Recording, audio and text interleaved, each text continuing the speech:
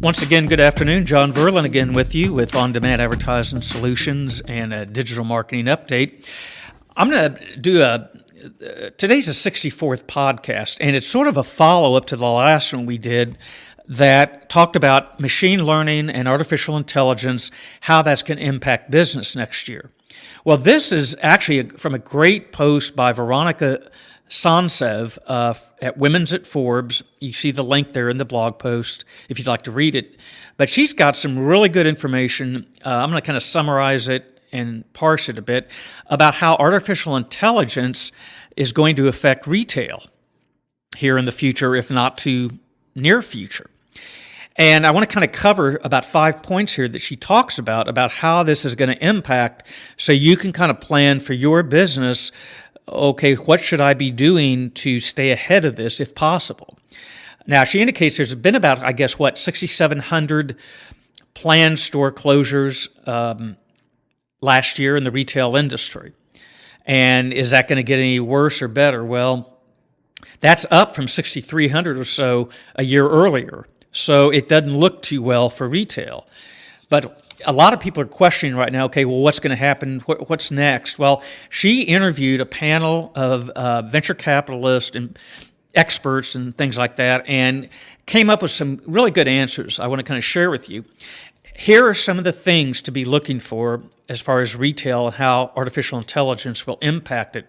The first is going to be, I guess you could say, an artificial intelligence-powered robot. More demand for real-time product delivery. Consumers want what they want, when they want it, no matter where it comes from, one of the guests said. And this is validated by a recent acquisition of Shipt by Target, which he says demonstrates the growing appeal of same-day or same-hour delivery and the need to have customer service available 24/7. The real-time consumer demand is also driving consumers to search internationally for products. So this is going to require retailers to find new solutions like Flow.io that help them sell and deliver products efficiently across borders, if in fact you want to have international customers.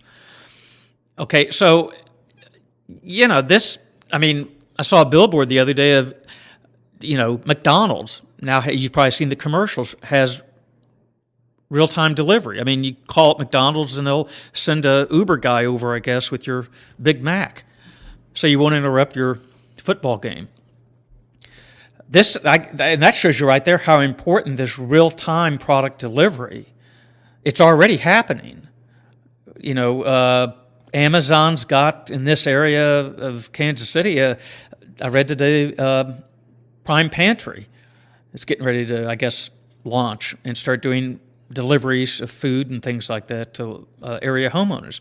The second thing is the rise of artificial intelligence-powered conversational interfaces.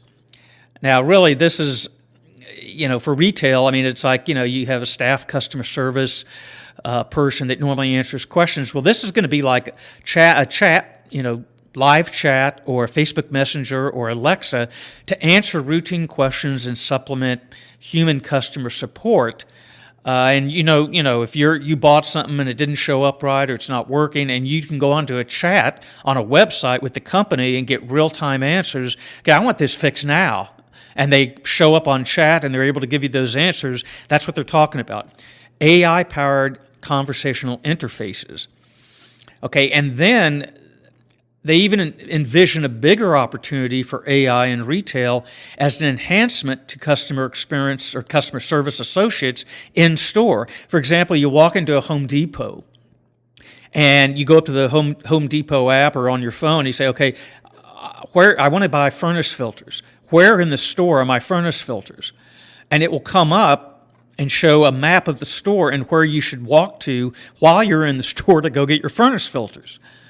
Okay, so as this improves, its role in retail will only become more robust. The next thing, the third thing, is increasingly personalized online shopping. I thought it was getting pretty personalized, but where you have Amazon start showing recommendations. Oh, you recently bought this, or Netflix says, you viewed this recently, we thought you'd like this. Okay, well, they talk about personalized shopping experiences, and they talk about an apparel subscription service like Stitch Fix. It uses sophisticated algorithms to curate boxes of personally picked items. Customers no longer need to think about the clothes they buy because the services get smarter based on what the customer keeps and what they return. Okay, so you ordered such and such pants and you don't like them, so you end up getting some other Dockers or something. So now they start recommending Docker type products for you. Or consider service-driven experiences like she mentions Laurel and Wolf and Modsey. They help retailers sell furniture by starting the experience with design services that allow customers to envision how the products will look in their home. So they're getting ahead of the game here with the customer. And what does this mean for your customers? As far as, I'm going to say get ahead of the game, but how are they going to be able to envision your service or product prior to ordering? What are you able to put in place? Because this is increased personalized online shopping. 3D knitting is the next point she makes, enables personalized shopping in real time. Okay, so 3D knitting technology gets more sophisticated stores and online retailers that can produce custom apparel in the customer's exact size in a matter of hours. Based on this phenomenon, it will bring manufacturing back on shore as it requires less labor and closer customer proximity. 3D knitting, okay, real-time, exact fit. The next point is autonomous delivery of people to stores. Well, we see a lot of these autonomous vehicles being tested, but through cheaper and more convenient transportation of people to stores, these autonomous vehicles could seriously boost retail traffic. Just a few days ago, UPS announced they purchased, I think it was 150 self-driven semi-trucks, autonomous semi-trucks that Elon Musk has built or is building. So there we go. That's already happening, and that could help be a boost to retail by getting customers to their stores. And finally, much smarter shopping. AI already powers product selection and personalizes entire experiences from end to end. Okay, so this is only going to be a smarter way of how things are going to be working. Okay, so for example, you'll be able to get these personalized products in real time with little effort required by the consumer to choose or even know what they want. And traditional retail, she says, as we know it, is over. So goodbye to the days where customers or consumers browse through malls on rainy Saturdays. Tomorrow's shopper will 3D knit her outfit or have it delivered autonomously to her house. So there you go. The real-time version of what's going to happen with this artificial intelligence, and is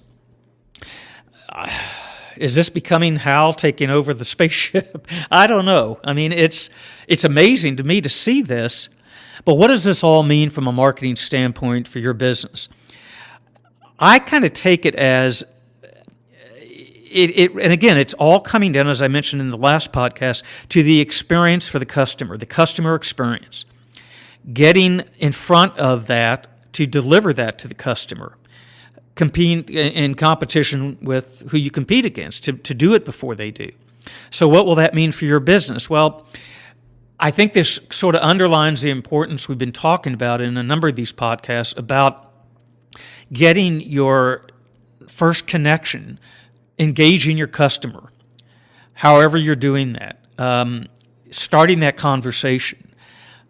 You know, are you going out making calls? Are you using social media? I think it really comes down to, as Thomas Uber says in that infographic I have on the blog post, it's all about content. Creating quality content will drive the prospect to want to know more about you, and you can highlight your expertise. And I think that's a step in all this that's really important that small businesses or businesses in general might have to focus on, other than getting a robot or artificial intelligence software or whatever to ramp up your game plan. But I think getting in front of the customer and sharing your expertise, your experience, and getting them engaged up front will start that conversation. And I think that's one way to stay ahead of the game. And it's true for not only retail, but for any business. So think about that. Think about what ideas you might need, knowing where this is headed, perhaps with machine learning and robotic things and autonomous cars and trucks and whatnot. So anyway, it sounds like a exciting, brave new world. John Verlin 12 at AT&T.net. Website is ondemandadvertisingsolutions.com. And if you have any questions or comments, love to hear from you. This is kind of Jetson space age kind of stuff, but it's already happening as we shop online for the holidays. So hope you have a wonderful holiday, and we'll talk to you soon.